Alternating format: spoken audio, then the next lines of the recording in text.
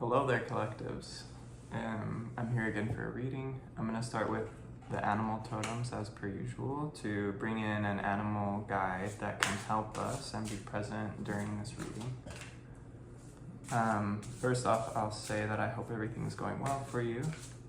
There's a reason that you're here and there's a purpose in this reading, and I will do my best to help you and to guide you and to bring in that divine higher perspective,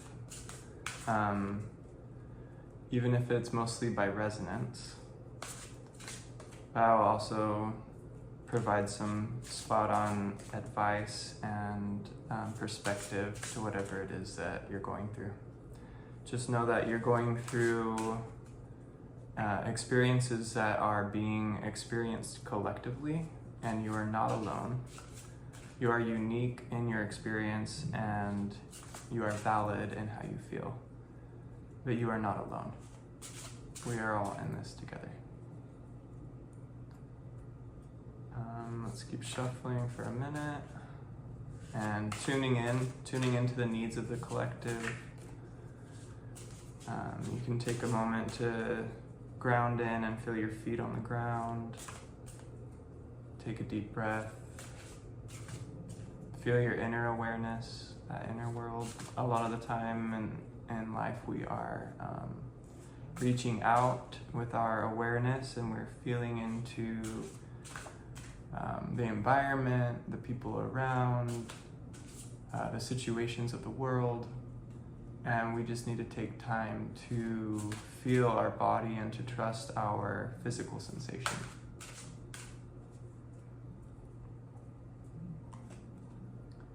Okay, we pulled the Coyote, the revealer of truth.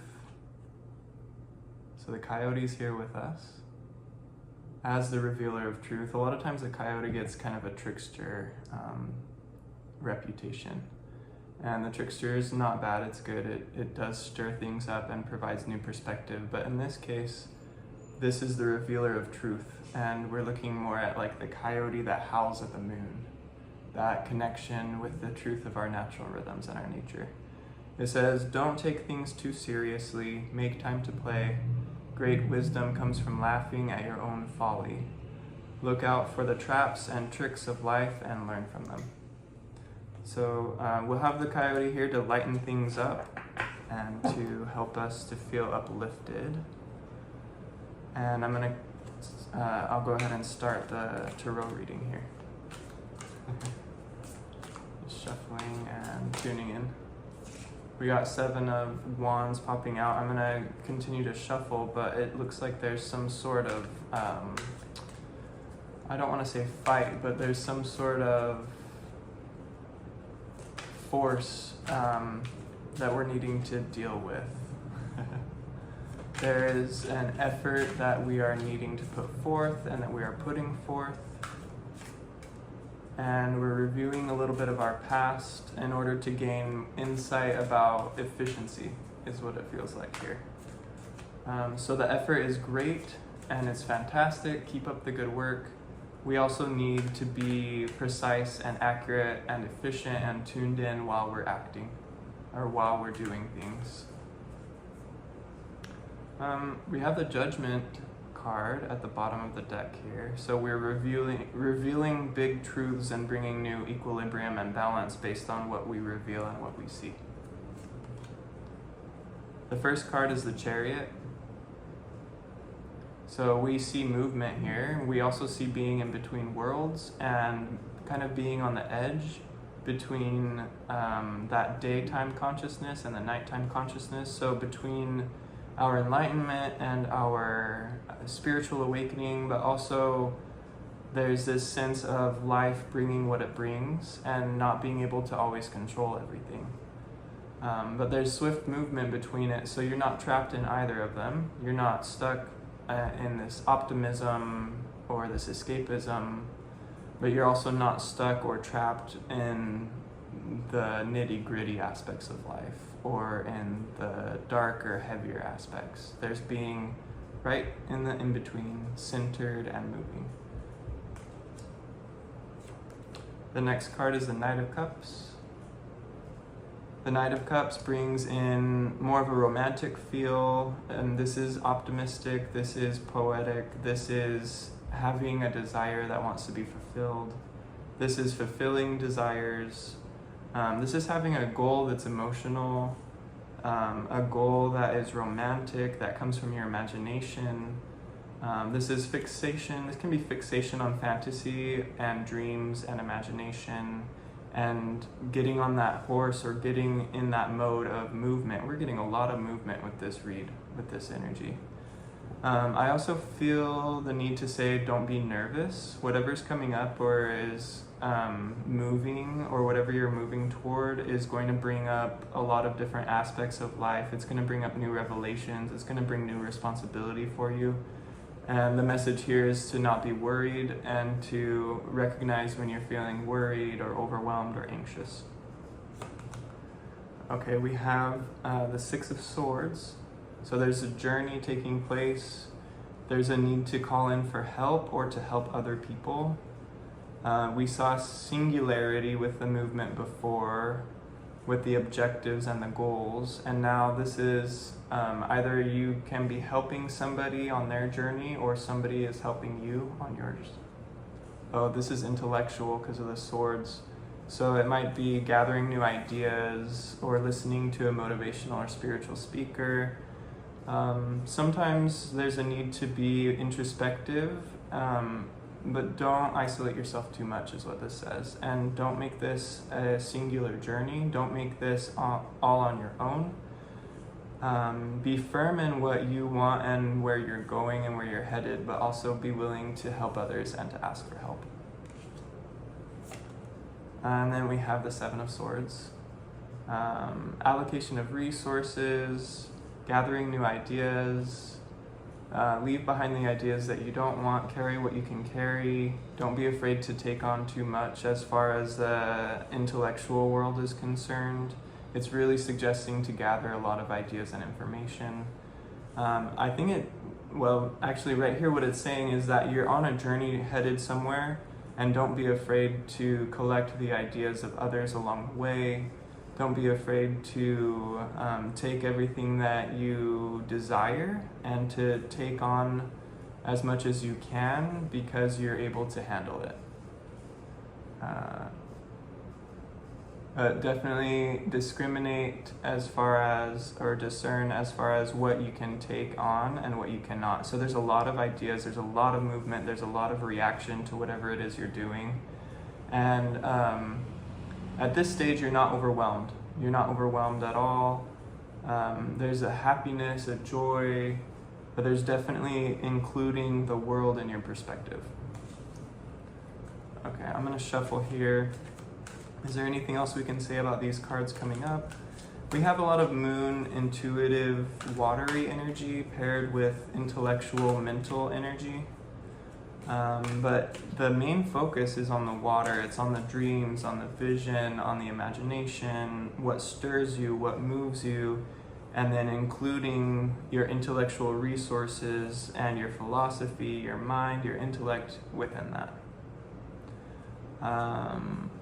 We have the Page of Wands at the bottom of the deck now, so we're looking more into the fire energy and we're getting messages about the movement itself. The first card that we see is the Seven of Pentacles. There was a waiting period. There was a period of needing to wait until the time was right, and now that you waited until the time is right, you are in movement. This can also be cultivating other aspects while you're in movement. So you might have a sort of singular goal, and while you're achieving that and attaining that, you can also be cultivating other goals as well. Multitasking is what I see there. But it's a type of multitasking where you do one thing at a time, but you have a singularity of purpose, and once you get comfortable with that vision or that goal, you can then include a second vision or goal and multitask that way. But it's not necessarily taking everything on at once. This is definitely still a singular focus, but there's going to be multiple things that you'll want to cultivate simultaneously. The next card is the Six of Pentacles. This is the give and the take, giving and receiving. This goes along well with the Six of Swords, in that you can be more conscious and aware of including other people, either receiving help from them or giving help. But this is more of the material world and paying attention to your environment and your surroundings and bringing balance and equilibrium to resources. The next card is the Five of Swords. What can we say for the Five of Swords in this case? I mean, there's definitely a mirror and a balance here, with the give and the take. Here we're encouraged to take on as much as we can and to leave behind what doesn't suit us. And here it's inviting a new perspective of others. I can see this as maybe some greed coming in, people coming in and wanting what you have.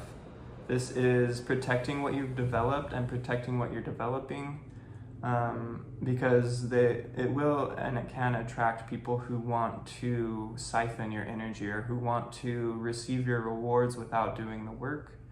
If you're okay with that, I think that in balance, it can work to include others into your endeavors. I don't like the idea of there's that story or the parable of the hen who creates the bread and kind of banishes the people who didn't help. That's not really my favorite perspective. I think that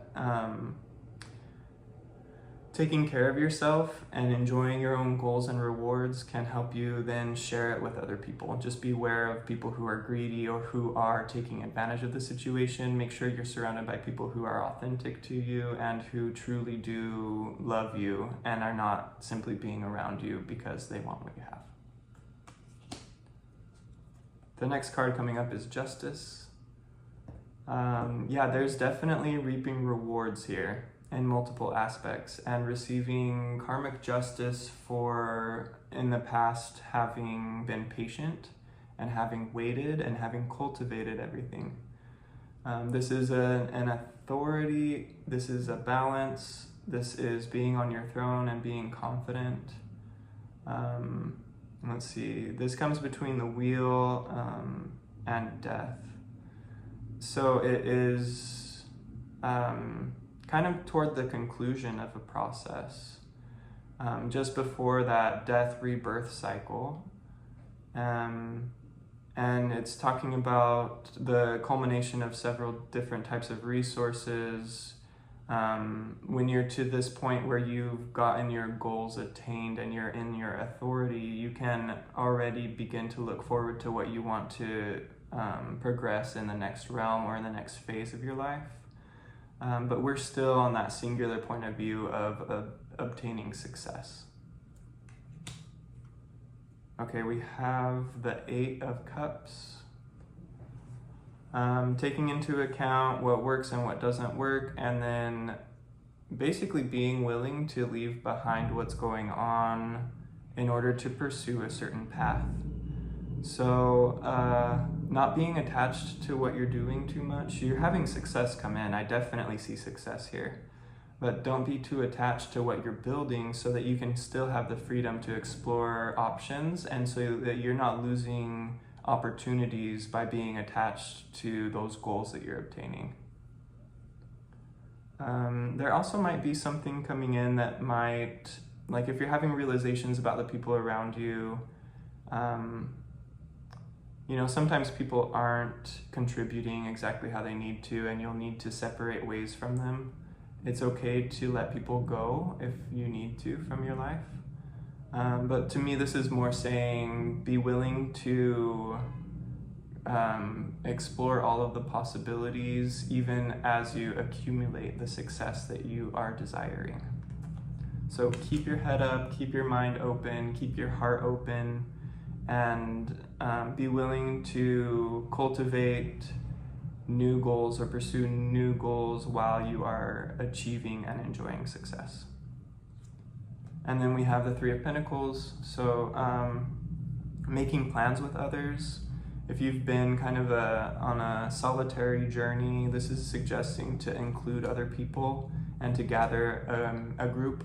You can gather a group of associates or a group of friends who have different types of skills and talents, and to make plans to come together. so you can share your success with people who can contribute really well, with people who have specific skills and talents that match up with what you're doing. And then as you're expanding from this singular perspective into multitasking or cultivating multiple gifts, you can also include other people, and this will help you and support you in that expansion. That's about it for this read. I'm just gonna pull a few more cards. I like to do this at the end to make sure I'm not overlooking anything.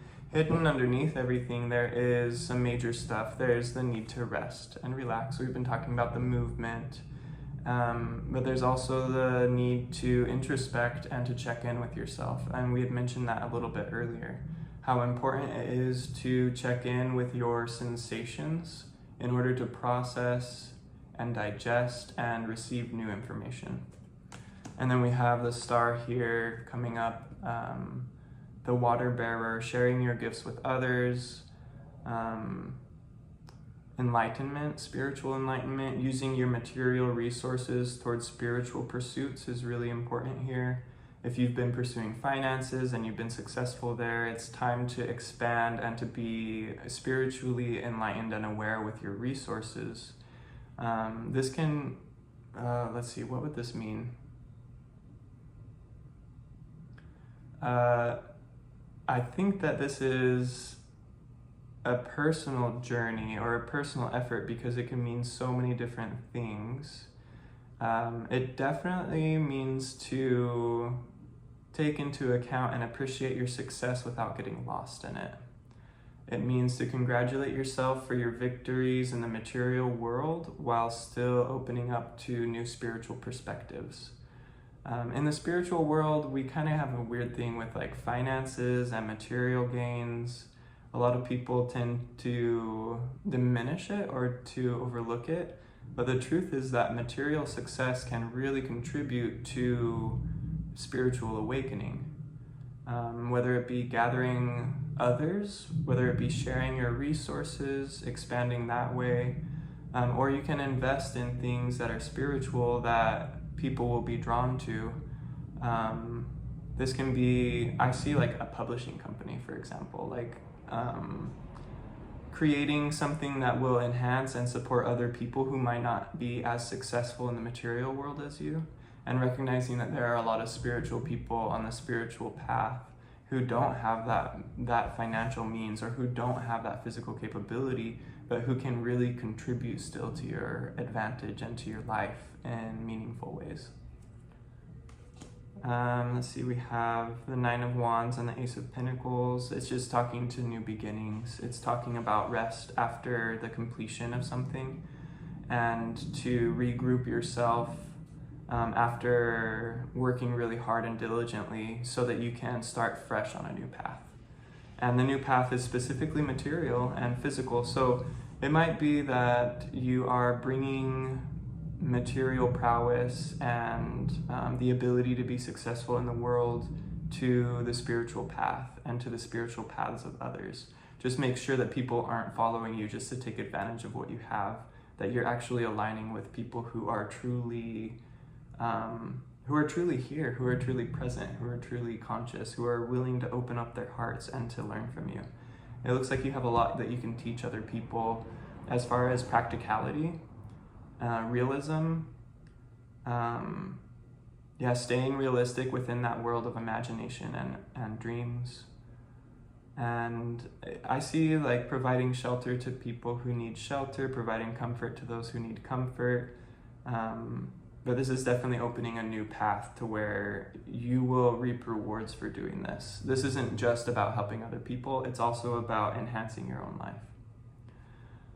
Okay, that was a great read. Thank you so much for tuning in. I hope to see you in another video, and best wishes to you on your spiritual path.